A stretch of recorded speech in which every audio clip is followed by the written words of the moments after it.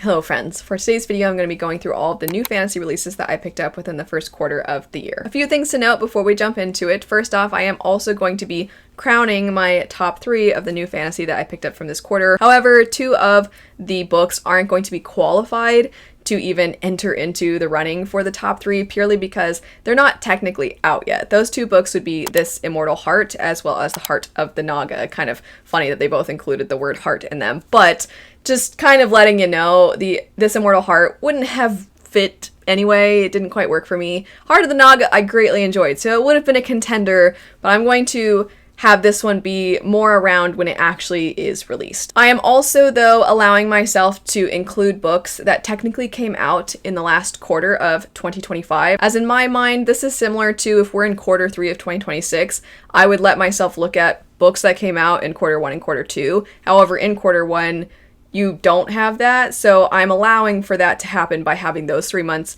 as well. And there are 2 books that came out that I did pick up this quarter, and that would be Daughter of the Otherworld as well as The Everlasting. As for books that actually officially came out within the first quarter of 2026 that I picked up, we have The Poet Empress, Heart's Gambit, This Kingdom Will Not Kill Me, as well as Legend of the Nine-Tailed Fox. This is going to be more of a recap of the quarter, overview style video. If you are looking for more in-depth thoughts, I'll have the videos where I am more thoroughly talking about those linked in a pinned comment. For today, we're just kind of going to give that overview. Here's how I felt about them. Here's a general idea of what they're about. And officially jumping into it, we'll go ahead and start with the ones that were released at the end of 2025, The Everlasting and Daughter of the Otherworld. Both of these have come up quite a bit already, as Daughter of the Otherworld is a continuation of the Gale Song trilogy, which I read and adored. I thought it was fantastic. I keep talking about how it's the new gold standard for me when it comes to historical fantasy, and this is a continuation. It's referred to as Era 2.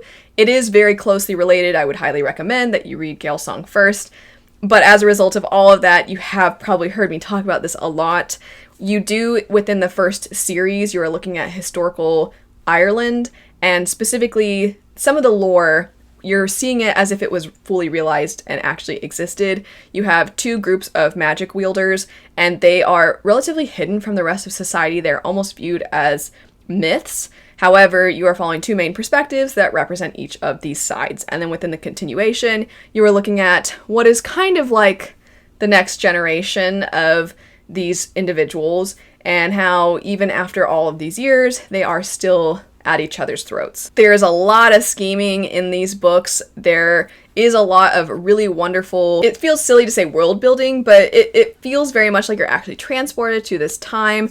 I really enjoyed following these characters. I have very much enjoyed the series. Currently, Daughter of the Otherworld, I'm not loving it as much as the original trilogy, but I am still greatly enjoying it, and I think it's just because it has that middle book syndrome sort of feel to it, because it's transitioning us out of that Era 1 and into Era 2. But I still thought it was really fantastic. I've liked these characters. I like the familial relationships within this series, and I'm very much looking forward to the second book, which is currently projected to be released later this year. And I hope that nothing gets pushed back, because I am very excited for that. We also have The Everlasting, as noted. Also have been talking about this one quite a bit, and I continuously am on repeat in saying, I've never read anything quite like this. It is so different from what I typically like, in that I didn't love the characters necessarily. I felt like the themes were fantastic, but I didn't necessarily feel that the plot was something I fell in love with either, but the writing and how it tied to the themes was so exquisite that this just truly, for me, was a book that stayed with me. You are examining within it the ways that stories are retold and reshaped, and specifically by those in power for whatever means they're trying to establish, whatever they want, whatever their agendas are.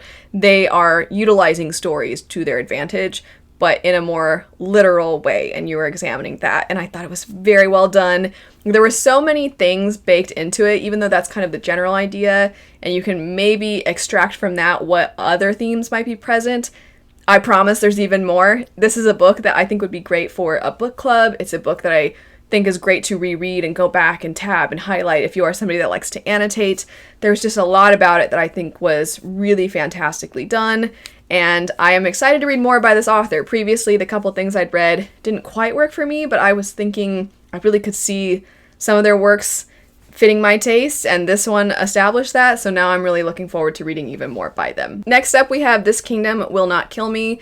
This, probably by the time this video goes out, will have only just been released, and I was lucky enough to read an arc of this, so I'm really grateful for that opportunity. A thank you to the publisher for that. And the setup for this story is it is one of those portal fantasies where the character is going into a fictional world that they are familiar with. However, the sort of twist on that approach is that this character goes into the world that she knows like the back of her hand. It's a very brutal world. It's basically a grimdark world. However, all of the events are about to transpire. They haven't actually happened yet. And she has certain characters she doesn't want to die. She has certain characters that are going to face horrific fates that she would like to prevent. So she decides, what if I can change things because I'm stuck here? I don't know how I got here. I don't know how to get home. But while I'm here, maybe I can make a difference. She also discovers that she can be killed, but she will come back to life. Hence the series being The Undying, because she, it would seem for now, has the ability to come back to life. And she decides to navigate this ability by giving the characters just enough information to prove that she's almost like a prophet and make herself valuable to them and slightly change events. But she doesn't want to have it course correct so much that she no longer knows what would happen next, because then that makes her obsolete. It makes so that she's not valuable to people anymore. So she's trying to figure out how to navigate this world and not be killed over and over again. And it was very entertaining. I do think that sometimes there were instances where it kind of felt so meandering, or you would kind of be told what was about to happen and then it would happen, which would make it feel almost a tiny bit repetitive. But the fun was in looking at the differences between what was supposed to happen and what didn't happen, or why is this slightly different than what she knows was supposed to happen, because it didn't seem like she played a role in this. Why is it this character instead of this character? So there are differences, which is fun, but it wasn't necessarily absolutely perfect for me. I still had a good time with it, still plan to read the sequel, and I think that The Everlasting and Daughter of the Otherworld, I really liked those.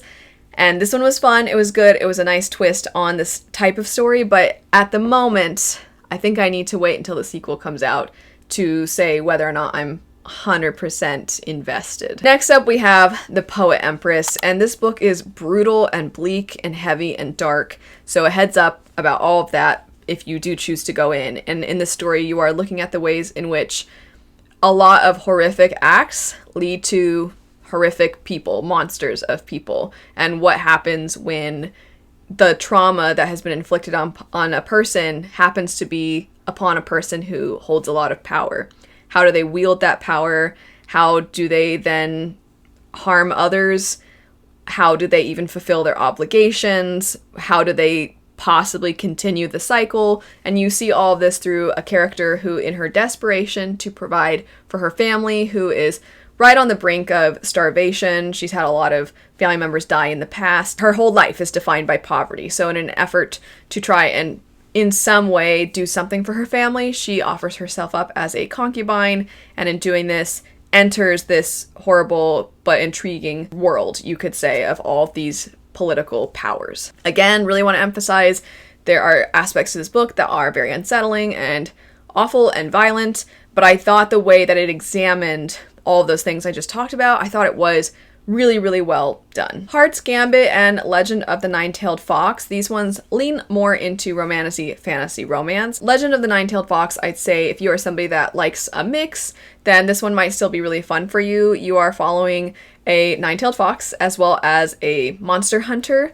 and they are initially at odds with each other, as you would expect. However, something happens that thrusts them into hell, and then they are trying to ascend the various levels of hell to return to where they are from. And along the way, they have to work together to do this, and they maybe start to begrudgingly respect each other, admire each other, and maybe something more. But within the rest of the story, you are looking at the cool world building and other kinds of monsters and almost like these puzzles. I think this would be a really fun video game, to be honest, because of the way they have to figure out how to navigate this area and push through and figure out what's real, what's not real. And so it was really fun. It was a fun standalone story. I thought that the romance itself was actually kind of nice and kind of cute, which I sort of wasn't expecting, to be honest, because of that initial almost enemies to lovers feel. But I did have a lot of fun with this one. And then the other one, Heart's Gambit.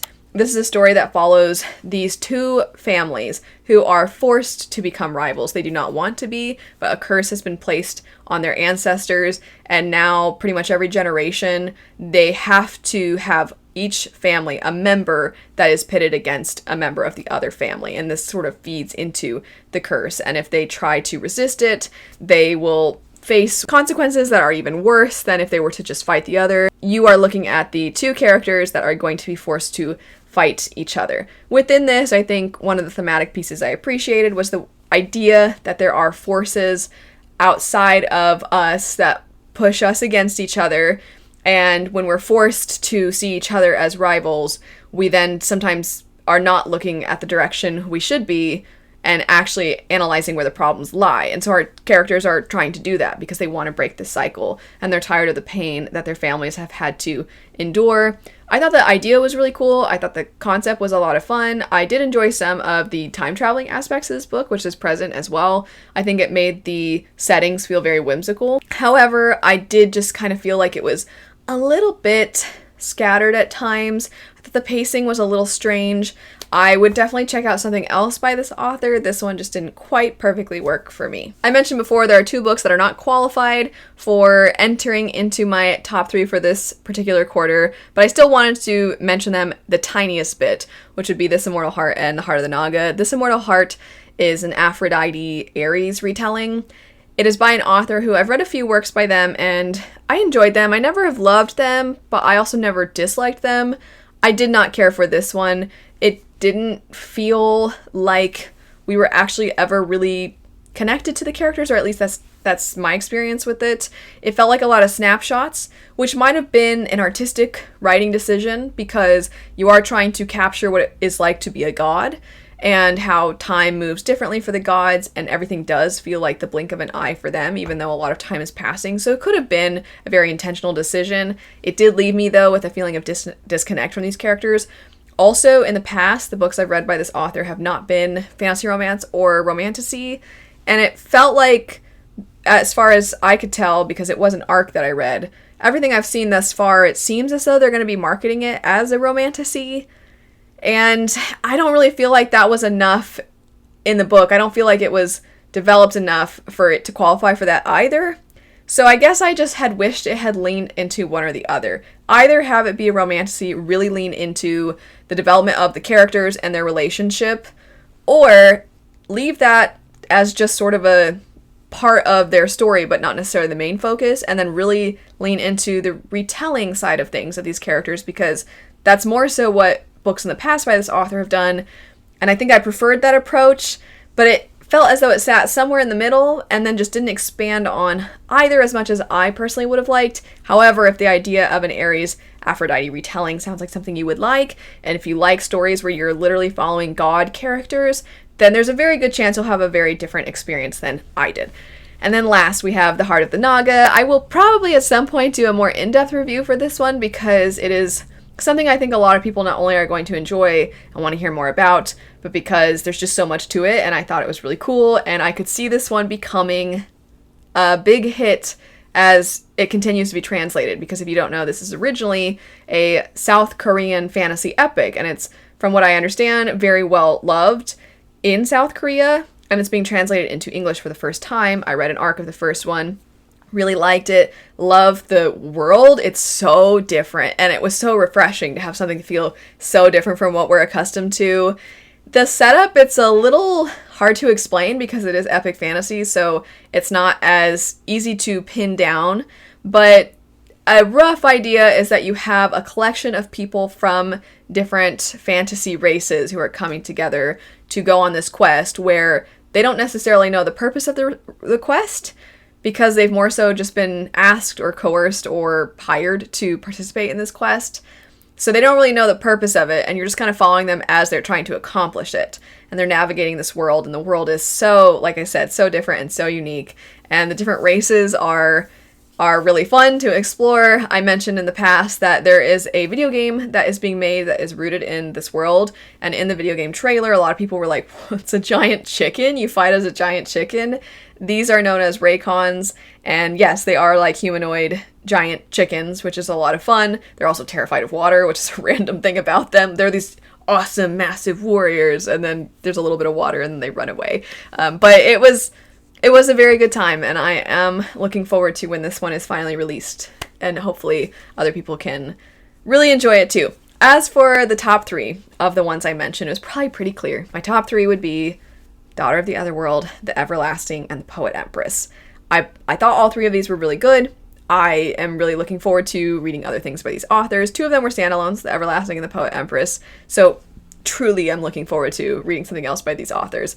But with the other, it's by Shauna Lawless, and for me, initially, it's just going to be reading more in this series, but then anything that Shauna Lawless puts out in the future, I'm going to check out, because I have enjoyed everything thus far that I've read by this author, and I can't wait to see what else happens within this series, but in her career later as well. That's it though for some new fantasy that I picked up within the first quarter of 2026. Let me know if there are any new releases that you really, really enjoyed. What was your top release from this quarter? And then if you happen to pick up some new fantasy from the last quarter of 2025, what was your favorite from then? And also just in general, if there are new fantasy books that you just thought were really good that you want to mention, you're welcome to do so. But thanks so much for watching. I hope you have a great rest of your day, and I'll see you later. Bye.